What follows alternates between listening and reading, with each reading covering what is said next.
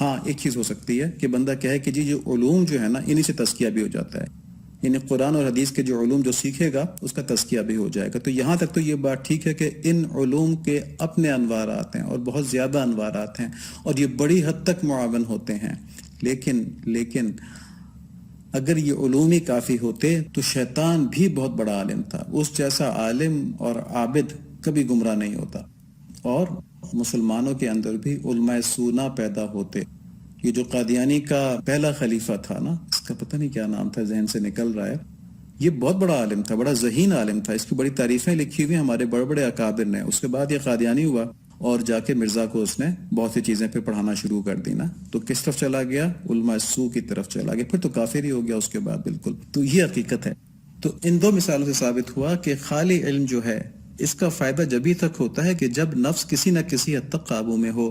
اگر نفس بے قابو ہو گیا تو ان کا فائدہ بھی نہیں رہتا. اور شیطان جیسا عالم جو تھا اور عابد بھی تھا، صرف عالم نہیں تھا، عابد بھی تھا، عمل بھی کرتا تھا، لیکن اس کا تزکیہ نہیں تھا، اس کے دل میں اللہ تعالیٰ کی اس طرح کی محبت نہیں تھی، تو ایسا گمراہ ہوا کہ اس نے اپنے آپ کو تباہ کر لیا. اب دیکھیں ہوتا کیا ہے. حقیقت یہ ہے کہ اگر قلب و نفس کا تزکیہ نہ ہو، ٹھیک ہے، تو انسان جو وحی کے علوم ہیں ان میں اپنے نفس کے پسندیدہ معنی نکالتا ہے اور شریعت کی مخالفت کرتا ہے، اور ساتھ ساتھ اپنے آپ کو ہدایت یافتہ بھی سمجھتا ہے. ٹھیک ہے، کام غلط کر رہا ہوتا ہے، سود کھا رہا ہوتا ہے، معنی اپنے مطلب کے نکالے ہوتے ہیں اور کہتا ہے کہ لوگوں کو تو پتہ ہی نہیں سود ہوتا کیا ہے، یہ تو مجھے پتہ ہے، میں صحیح کر رہا ہوں. یا پھر کیا ہوتا ہے کہ اصل معنی پہ یقین تو رکھتا ہے لیکن نفس کے غلبے کی وجہ سے عمل نہیں کر پاتا، کمزور پاتا ہے اپنے آپ کو. کہتے ہیں بڑی کوشش کرتا ہوں بچنے کی، نگاہ اٹھ ہی جاتی ہے نامحرم کے اوپر، کوشش تو بہت کرتا ہوں.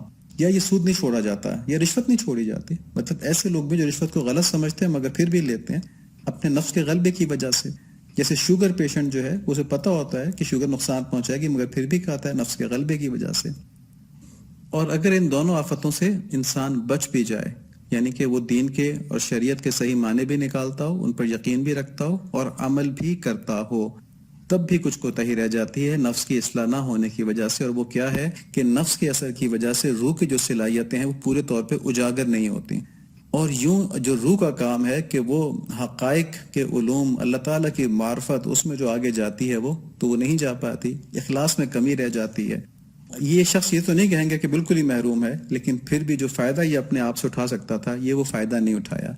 اسی لیے مولانا روم رحمۃ اللہ علیہ نے حضرت شمس تبریزی رحمۃ اللہ علیہ کے پاس جانے سے پہلے والے وقت کو اپنے خام کہا ہے اور اس کے بعد والے وقت کو کہا ہے کہ یہی وہ وقت ہے جس میں کہ میں بن گیا. اور اسی طرح بالکل اسی طرح حضرت امام ابو حنیفہ رحمۃ اللہ علیہ یہ فرماتے ہیں کہ جو 2 سال میں نے حضرت امام جعفر صادق رضی اللہ تعالیٰ عنہ کے ساتھ گزارے، اگر میں وہ نہ گزارتا تو نعمان ہلاک ہو گیا تھا. یہ کون کہہ رہے ہیں؟ امام ابو حنیفہ رحمۃ اللہ علیہ کہہ رہے ہیں. اس کی اتنی اہمیت ہے تزکیے کی. تو ہوتا کیا ہے کہ تزکیے سے روح جو ہے وہ نفس کے اثر سے آزاد ہو جاتی ہے اور خالص روح کا انپٹ جو ہے وہ قلب پر آ جاتا ہے. اور جب خالص روح کا انپٹ قلب پر آتا ہے تو قلب کے اوپر اللہ تعالیٰ کی محبت کی حکومت ہو جاتی ہے. تو جو بادشاہ ہے، تصوف میں قلب کو بادشاہ کہا جاتا ہے اور عقل کو وزیر کہا جاتا ہے. تو چنانچہ جو بادشاہ ہے جب وہ اللہ تعالیٰ کا عاشق ہو گیا تو پھر سارے اعمال جو ہیں وہ اخلاص کے ساتھ نکلیں گے اللہ تعالیٰ کے راستے میں، کیونکہ محبت کا لازمی جز جو ہے وہ اخلاص ہے. اب سوال یہ پیدا ہوتا ہے کہ اس میں مشائخ کی کیا ضرورت ہے، یہ تزکیہ کیا چیز ہے؟ تو دیکھیں ہر ماہر فن کی طرح مشائخ کے بھی اپنے مخصوص ذرائع ہوتے ہیں، اور یہ ذرائع ہر انسان کو، ابھی دیکھتے ہیں نا کیا ذرائع، دیکھیں کہ یہ ذرائع ہر انسان کے پاس نہیں ہوتے. جیسے ڈاکٹر کے جو علم اور ٹولز ہے ہر ایک کے پاس نہیں ہوتا تو ہر کوئی علاج نہیں کر سکتا، بالکل ایسے ہی ہے. تو اس میں پہلی چیز جو ہے وہ فاعلات کا علم ہے. فاعلات یہ ہے کہ ایسے علاجی اور نفلی ذکر اذکار اور مراقبات جن سے کہ روح کے اندر اللہ تعالیٰ کی جو سوئی ہوئی محبت ہے، جو یوم الست جب اللہ تعالیٰ نے پوچھا تھا کہ میں تمہارا رب نہیں ہوں، روحوں نے پہچانا تو اور کہا تھا یقیناً آپ ہی ہمارے رب ہیں، اس وقت روح اللہ تعالیٰ کی محبت میں مبتلا ہو گئی تھی. مگر جب جسم کے اندر آئی تو وہ روح اس محبت کو آہستہ آہستہ آہستہ آہستہ نفس کے غلبے کی وجہ سے بھول گئی. تو اس محبت کو دوبارہ اجاگر کیا جاتا ہے ان علاجی اور نفلی اذکار کے ذریعے سے. دوسری چیز ہے مجاہدات کا علم، کہ اب روح تو جاگری ہے مگر نفس بھی بڑا تگڑا ہے، وہ بھی نہیں چھوڑ رہا اس چیز کو. تو نفس کو دبانے کے لیے ایسے مجاہدات کروائے جاتے ہیں جس میں نفس کی خواہشات کا زور ٹوٹے. جیسے روزے رکھوائے جاتے ہیں، نفلی روزے ہو گئے، فرض روزے تو آپ کو پتہ ہی ہے نا کہ تقویٰ کے لیے ہیں، اللہ تعالیٰ نے قرآن شریف میں فرمایا ہے. اسی طرح کم سونا، کم کھانا، کم بولنا، مطلب آدمی کو غیبت کی عادت ہے اسے کم بولنے کو کہہ دیا جاتا ہے، اور اس طرح کی چیزیں ہوتی ہیں. تو کس کو کتنی کروانی یہ شیخ جانتا ہے. تو اس میں نفس جو ہے وہ زیر ہو جاتا ہے، قابو آ جاتا ہے. تیسری چیز جو ہوتی ہے شیخ کے پاس وہ مردم شناسی کا علم ہوتا ہے. اس کو اللہ تعالیٰ یہ چیز ودیعت کر دیتے ہیں کہ کس آدمی سے کتنی محنت لینی ہے کہ وہ چھوڑ کے نہ بھاگ جائے, اس کو ترقی اس کی ہوتی رہے بشاشت کے ساتھ. تو اگر اکیلا آدمی کتابیں پڑھ پڑھ کے کرتا ہے تو ایک تو اس میں برکت نہیں ہوتی, اور دوسرا یہ کہ وہ تھک بھی جاتا ہے, وہ اپنے لیے بڑا بڑا مجاہدہ تجویز کر لیتا ہے کہ میں یہ کر لوں گا یہ کر لوں گا, اسے ہوتا نہیں ہے, اور تعلیم کی برکت بھی نہیں ہوتی, تو وہ اکثر آدھے راستے میں چھوڑ کے چلا جاتا ہے. اور ایک خاص بات اس میں یہ ہوتی ہے کہ جن لوگوں کو اللہ تعالیٰ نے قبول فرمایا ہو اپنے اس راستے کے لیے, ان کے لیے شیخ کے اوپر خاص میسیجز اللہ تعالیٰ اتارتے رہتے ہیں, اور وہ شیخ کا قلب ہوتا ہے کیونکہ اس کو بہت زیادہ اس کی پاکیزگی ہوتی ہے نا, ان میسیجز کو ریسیو کر سکتا ہے. مرید کے قلب کی اتنی پاکیزگی نہیں ہوتی تو ان میسیجز کے اندر شیطان کی طرف سے ملاوٹ ہو جاتی ہے, یا وہ قدر نہیں کر پاتا ان میسیجز کی اپنے بے عملی کی وجہ سے, اپنے نفس کے غلبے کی وجہ سے. تو شیخ اس کو چیزیں بتا رہا ہوتا ہے, تو اس کا شیخ اس کے لیے ایک ذریعہ بن جاتا ہے اللہ تعالیٰ سے میسیجز لینے کا. پھر کیا ہوتا ہے کہ کیونکہ شیخ کا اور مرید کا محبوب ایک ہی ہوتا ہے, اللہ تعالیٰ کی ذات مبارکہ, تو یہ تو ایک عجیب چیز ہے جس میں اللہ تعالیٰ ہم سب کو ڈال دیں, گزار دیں, کہ جب اس کے پاس کوئی آتا ہے نا کہ جی مجھے بھی اللہ سے ملوا دو, تو وہ بہت ہی خوش ہوتا ہے اور وہ اسے بڑی محبت کرتا ہے کہ واہ اس کا کتنا اچھا ذوق ہے نا کہ یہ میرے محبوب یعنی اللہ تعالیٰ کے پاس جانا چاہتا ہے. تو پھر اس کے لیے بڑے خلوص سے وہ اس کی خیر خواہی کے ساتھ اس کی تعلیم کرتا ہے, تو اس خلوص اور خیر خواہی کی اپنی برکت ہوتی ہے. اور سب سے بڑی بات یہ کہ یہ حضرات اللہ تعالیٰ کے ہاں مقبول ہوتے ہیں, اللہ تعالیٰ نے ان کو قبول فرمایا ہوتا ہے مخلوق کی ہدایت کے لیے اور اپنی محبت کے لیے, تو ان کی ہر بات میں اللہ تعالیٰ برکت ڈال دیتے ہیں. وہ کام جو آدمی کئی سال سے چھوڑنے کی کوشش کر رہا ہوتا ہے یا کرنے کی کوشش کر رہا ہوتا ہے, وہ اسے نہیں ہو رہے ہوتے, وہ ان کی ایک معمولی سی بات سے دل پہ ایسا اثر ہوتا ہے کہ وہ شروع ہو جاتے ہیں. اور سب سے بڑی بات آخر میں کہ یہ تکبر کی کینچی ہے, یعنی کہ جب آپ شیخ کے پاس جاتے ہیں اپنی اصلاح کی نیت سے, تو آپ نے گویا عاجزی اختیار کر لی, اپنے تکبر کو کاٹ دیا. اسی پہ آگے بات چیت بھی ہوگی انشاءاللہ. تو ان کے پاس جانا ہی جو ہے نا, اس سے 75% تکبر تو ویسے ہی ختم ہو جاتا ہے. تو اب مولانا فرماتے ہیں آگے, ور حسد گیرت ترا در راہ گلو در حسد ابلیس را باشد غلو. اگر اس راستے میں حسد تیرا گلا دبائے تو جان لے کے حسد ابلیس کی صفت ہے جس میں کہ وہ بہت آگے بڑھا ہوا ہے. تو پچھلے لیکچرز کے تسلسل میں اگر ہم دیکھیں تو پہلے مولانا نے اللہ تعالیٰ کی محبت کی عظمت کی طرف ہماری توجہ کروائی, اور پھر عقلی دلائل سے یہ ثابت کیا کہ اس راستے میں سب سے بڑی رکاوٹ جو ہے ہم کیوں متوجہ نہیں ہوتے اللہ تعالیٰ کی محبت کی طرف, وہ یہ ہے کہ ہم دنیا کی محبت کی طرف متوجہ ہیں. اور پھر دنیا کی محبت کے لا یعنی ہونے کا بتایا کہ تو بالکل سائے کے شکار کی طرح سے اس میں ہم زندگی ضائع کر رہے ہیں, اور پھر اس سے بچنے کا طریقہ یہ بتایا کہ اللہ کے محبوبوں کے سائے میں آ جاؤ. لیکن ان سب باتوں کو سن کر بھی انسانوں کی اکثریت جو ہے مشائخ کی طرف نہیں جاتی, حالانکہ عقل سے وہ قائل ہو چکی ہوتی ہے. اس کی بہت سی وجوہات ہیں, مثلا سستی ہے یا قوت ارادی میں کمی ہے کہ ہم سے نہیں ہو پائے گا, نالائکی ہے کہ توجہ ہی نہیں کسی اچھی چیز کی طرف. لیکن ایسے لوگ عموماً اہل اللہ سے عقیدت رکھتے ہیں. ان اشعار میں مولانا رحمۃ اللہ علیہ بزرگوں کے پاس جانے میں سب سے بڑی رکاوٹ حسد کو قرار دے رہے ہیں. حسد کیا ہوتا ہے؟ علامہ نبوی فرماتے ہیں کہ حسد دوسرے آدمی کی نعمت کے زوال کی خواہش کرنے کا نام ہے. یعنی کسی اور کے پاس کوئی اچھی چیز دیکھی تو فوراً خواہش کی کہ اللہ اس کے پاس نہ ہونا, اس کے پاس کیوں ہے, بے شک اپنے پاس ہے یا نہیں اس کی طرف توجہ نہیں ہوتی, لیکن اگلے کے پاس نہ ہو. چنانچہ مولانا فرماتے ہیں کہ اگر شمس تبریز رحمۃ اللہ علیہ یا حسام الدین رحمۃ اللہ علیہ کا اتباع کرتے ہوئے, یہ پچھلے شعر میں کہا تھا نا کہ تم اگر بچنا چاہتے ہو تو ان کے پاس چلے جاؤ, شمس تبریز رحمۃ اللہ علیہ کے پاس چلے جاؤ یا حسام الدین رحمۃ اللہ علیہ کے پاس چلے جاؤ, تو تمہاری انشاءاللہ اصلاح ہو جائے گی.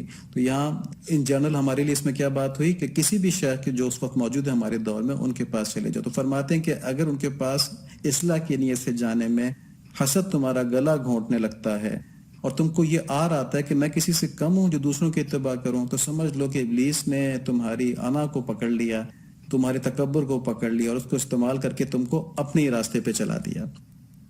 کوز آدم ننگ دارد از حسد با سعادت جنگ دارد از حسد. ابلیس حسد کی وجہ سے آدم علیہ السلام سے ذلت محسوس کرتا تھا اور اس حسد کی وجہ سے نیکی سے جنگ کرتا تھا.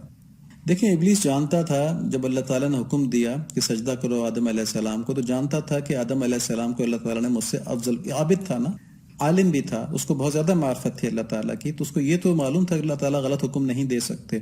تو اس کو علم تھا, جیسے کہتے ہیں نا علم کے ہونے کے باوجود گمراہ ہو جانا حسد اس چیز کا سبب بنتا ہے. یہاں پہ یہی بات بتائی جا رہی ہے کہ اس کو معلوم تھا کہ آدم علیہ السلام کو اللہ تعالیٰ نے اس سے افضل بنایا ہے.